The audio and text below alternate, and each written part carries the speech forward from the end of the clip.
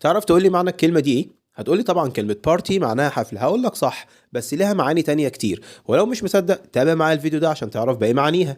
ممكن نقول ان احنا عندنا كلمة بارتي معناها جماعة او معناها مجموعة، يعني جماعة من الاشخاص او مجموعة من الناس. يعني ممكن نقول hunting party او hunting parties اللي هي معناها فرق الصيد. يعني لو انت اصحابك متجمعين ورايحين تصطادوا هنقول عليكم hunting parties اللي هي فرق الصيد. عندي كمان كلمة بارتي معناها حزب، اللي هو حزب من الأحزاب السياسية اللي موجودة في الدولة أو موجودة في البلد. ممكن أقول I don't support any political party. I don't support any political party اللي هي معناها أنا لا أدعم أو لا أساند أي حزب سياسي. عندي كمان كلمة party معناها مجموعة من الأصدقاء، أو ممكن نقول بالمعنى الدارج اللي هي شلة من الأصحاب، شلة من الأصدقاء. ممكن نقول I saw a party of friends. I saw a party of friends اللي هي معناها رأيت مجموعة من الأصحاب أو رأيت مجموعة من الأصدقاء، أو ممكن تقول شلة من الأصحاب. عندك كمان كلمة تانية أكيد أنت مش عارف إلا معنى واحد ليها، وهي كلمة سكول. عادي يا مستر، ما كلمة سكول معناها مدرسة. أوكي تمام، بس أنا هقول لك النهاردة إن ليها معنى تاني. كلمة سكول ممكن تقول عليها سرب أو مجموعة من الأسماك.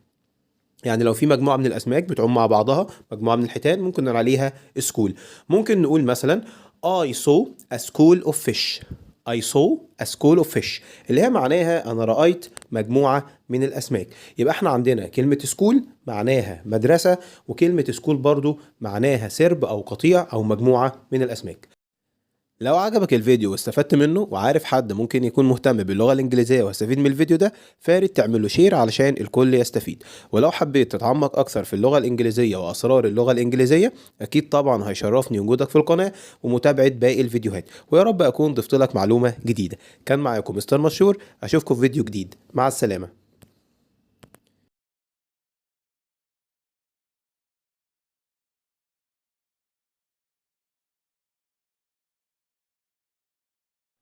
تعرف ان كلمة بريك لها اكتر من معنى غير المعاني اللي انت عارفها؟ ازاي يا مستر؟ تابع معايا الفيديو ده وانت هتعرف معاني كتير ليها. اول معنى ليها اللي انت عارفه طبعا اللي هو كلمة بريك معناها راحة او معناها فسحة او معناها استراحة. والمعنى التاني كلمة بريك طبعا معناها يكسر او يحطم شيء. طيب المعاني التانية طبعا هنضيف لها حرف جر عشان تكون فريزل فيرب اللي هو معناها فعل اصطلاحي. اول فعل عندنا بريك ان معناها يقتحم. زي ما اقول thieves broke into the flat. thieves broke into the flat يعني اللصوص اقتحموا الشقة. عندك كمان كلمة break out اللي هو معناها يظهر فجأة، بقول لك he broke out يعني هو ظهر فجأة. عندك كمان كلمة break up اللي هي معناها ينفصل ويبعد عن أو ينفصل عن مجموعة. عندنا كمان كلمة اسمها break down اللي هي معناها يتعطل أو يتوقف عن العمل. زي ما أقول the car broke down yesterday. The car broke down yesterday يعني العربية تعطلت بالأمس. يبقى كلمة broke down معناها يتعطل. عندي كمان كلمة break through اللي هو معناها يخترق جدار، يخترق شيء، ودي طبعا بتيجي مع كلمة light اللي هي معناها الأنوار. لو عجبك الفيديو واستفدت منه وتعرف شخص ممكن يستفيد من الفيديو ده، فممكن تعمل له شير. ولو حبيت تتعمق أكتر في اللغة الإنجليزية وأسرار اللغة الإنجليزية، يشرفني طبعا وجودك في القناة ومشاهدة باقي الفيديوهات. كان معاكم مستر مشهور، أشوفكم في فيديو جديد، مع السلامة. طبعا كلنا عارفين ان كلمة تيرن معناها يدور او معناها يلف، بس تعالى النهارده اقول لك ان كلمة تيرن لها معاني تانية كتيرة جدا، وتعالى مع بعض نشوف المعاني دي ايه. طبعا عشان نغير المعنى بتاعها بنقول ان كلمة تيرن بيجي وراها بريبوزيشن اللي هو معناها حرف جر بيتحول لفعل اصطلاحي، وبالتالي هيتغير المعنى بتاعها. اول فعل عندنا تيرن اون اللي هي معناها يشغل جهاز او يشغل آلة. زي ما هقول please turn on the light. please turn on the light يعني من فضلك اضئ الانوار او شغل الانوار. يبقى turn on معناها يشغل.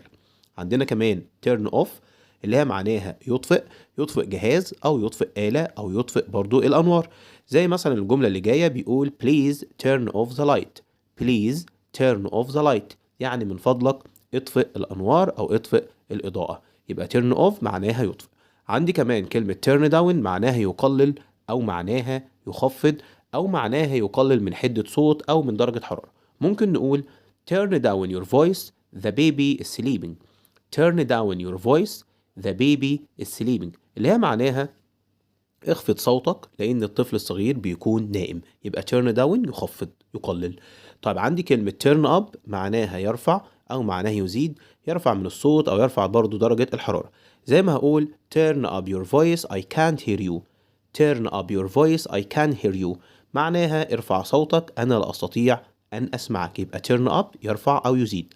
عندنا كمان كلمة turn into اللي هي معناها يتحول إلى، يعني بنحول من حالة لحالة أخرى. turn into يتحول إلى. We should turn our desert into Greenland. We should turn our desert into Greenland اللي هي معناها يجب أن نحول صحراؤنا إلى أرض خضراء أو إلى أرض زراعية. يبقى turn on into يتحول إلى.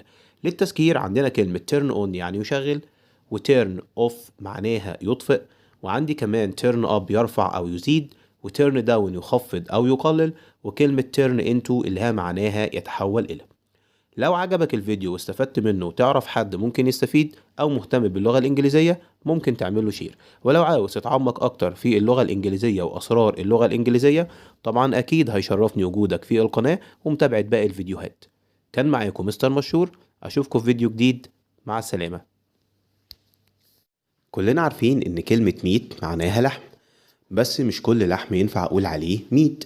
يعني يا مستر، يعني كلمة لحم باللغة الإنجليزية لها معاني مختلفة. تابع معايا عشان تعرف معناها إيه. عندنا أول حاجة كلمة اسمها venison. venison venison اللي هي معناها لحم الغزلان، يبقى لحم الغزلان اسمه venison. تعال نشوف نوع تاني. عندنا كمان كلمة اسمها beef، وكلمة بيف اللي هي اللحم البقري، وده النوع المشهور قوي اللي احنا بناكله كلنا او بناكله كلنا في مصر اسمه بيف. يبقى عندي كلمة بيف معناها لحم بقري. عندي كلمة فيل. فيل اللي هو لحم العجول أو لحم العجل زي اللحم البقري كده. يبقى عندي كلمة فيل. فيل اللي هو معناها لحم العجل. عندي كمان نوع تاني من أنواع اللحوم اسمه بيكن. بيكن بيكن وده طبعا هيكون معناه لحم الخنزير. يبقى لحم الخنزير هنقول عليه بيكن. بيكن بيكن اخر نوع من اللحوم ده ما بيتاكلش لان طبعا اسمه فليش، وطبعا فليش هي لحم الانسان. طبعا ده النوع ده ما بيتاكلش، كل الانواع التانية تمام لكن النوع ده ما بيتاكلش، اسمه فليش. فليش فليش لو تعرف حد مهتم بالمعلومات دي يا ريت تعمل له شير، ولو عاوز معلومات اكتر اتشرف بوجودك في القناة. تعرف معلومات اكتر اكتب لي في التعليقات. كان معاكم مستر مشهور، اشوفك في فيديو جديد، مع السلامة. طبعا كلنا عارفين ان كلمة دوج معناها كلب، بس تعالى اقول لك النهارده ان كلمة دوج لو استخدمتها في تعبيرات او في جمل مختلفة طبعا هيتغير معناها، زي الجملة اللي جاية دي. لو جيت قلت لك ان دوج ايتس دوج اكيد مش هيبقى معناها كلب ياكل كلب، لا ده معناها منافسة شرسة او منافسة عنيفة. طيب وفي تعبير تاني ممكن نقول dog doesn't eat dog، يعني الكلب لا يعض اخيه، فدي بتدل على الوفاء، ودي طبعا صفة من صفات الكلاب. لو عجبك الفيديو وعارف حد ممكن يستفيد ممكن تعمل له شير عشان يستفيد من القناة، ولو حبيت تعرف اكتر هتشرف طبعا بزيارتك للقناة وهتعجبك الفيديوهات ان شاء الله. كان معاكم مستر مشهور، مع السلامة. كلنا عارفين كلمة بوك، وطبعا كلنا عارفين ان كلمة بوك معناها كتاب. عادي يا مستر، ما كلمة بوك معناها كتاب. يا عم اصبر بس عليها شوية، هقولك ان كلمة بوك لها معنى تاني. طب ايه يا مستر المعنى التاني؟ كلمة بوك ممكن تقول عليها يحجز. ازاي يا مستر؟ عادي ممكن اقول لك بوكا تيكت اللي هي معناها يحجز تذكرة، وممكن تقول كمان بوكا تيبل يعني يحجز ترابيزة او يحجز منضدة في مطعم. دي كلمة بوك لو كان ليها معنى تاني. يبقى كلمة بوك زي ما انت فاهم انها معناها كتاب، ممكن كمان تستخدمها بمعنى كلمة يحجز. دي معلومة جديدة، لو مش عارفها دوس لايك، ولو عارفها دوس لايك برضو عادي، بس اعمل شير للقناة واعمل شير للفيديو عشان الكل يستفيد. اشوفك في فيديوهات تانية، مع السلامة. قلت لك قبل كده ان اللغة الانجليزية لغة غريبة جدا، بس انت برضو ما صدقتش. طيب تابع معايا الفيديو ده وانت هتعرف هي لغة غريبة ولا لغة عادية. اول كلمة هنتكلم عليها النهاردة هي كلمة بولش. بولش اللي هي معناها بولندي الجنسية. طب يا مستر ما هي كلمة عادية، اوكي تمام، بس مكتوبة بحرف كابيتال فبقول عليها بولش. طيب لو كتبتها بحرف سمول هيبقى معناها برضو بولش، بس المعنى بتاعها بيتغير، اللي هي معناها يلمع او يطلي الاظافر. ده الفرق بين الاتنين. لو لسه مش مصدق تابع معايا الكلمة دي كمان. عندي كلمة تانية اسمها تركي. تركي اللي هي دولة تركيا، تمام، مكتوبة بحرف كابيتال. طب لو اتكتبت بحرف سمول هيبقى برضو نفس النطق تركي، بس معناها ديك رومي. عرفت بقى ان هي لغة غريبة؟ لو كملت الفيديو لحد الاخر وعارف المعلومات ديت يا ريت تدوس لايك وتصلي على النبي في التعليقات، ولو مش عارف يا ريت ما تنساش تعمل اشتراك عشان يوصل لك كل جديد. مع السلامة. لو لسه ما تعرفش ان كلمة لوك لها معاني كتيرة جدا يبقى لازم تسمع معايا الفيديو ده. طبعا يا مستر ما احنا عارفين ان كلمة لوك معناها ينظر، او ممكن اقول عليها نظرة. لا تعال اقول لك المعاني المختلفة بتاعتها. عندك كلمة لوك فور معناها يبحث عن او يفتش عن، وعندك كمان كلمة لوك اب يبحث عن معنى كلمة في القاموس. عندك كمان كلمة look after اللي هي معناها يعتني بيه أو يهتم بيه أو معناها يرعى. وعندك كلمة look down ممكن أقول عليها ينظر لأسفل، وممكن أقول عليها يحتقر الأشخاص أو يحتقر الآخرين. look forward to يتطلع إلى أو يتمنى حدوث شيء. عندك كمان كلمة look into يفحص أو يتحقق، ودي معاني مختلفة لكلمة look. لو شفت الفيديو لحد الآخر ما تبخلش علينا بلايك، وما تنساش تعمل اشتراك في القناة لو لسه ما عملتش، واعمل شير عشان الفايدة تعم الجميع. مع السلامة في فيديو جديد.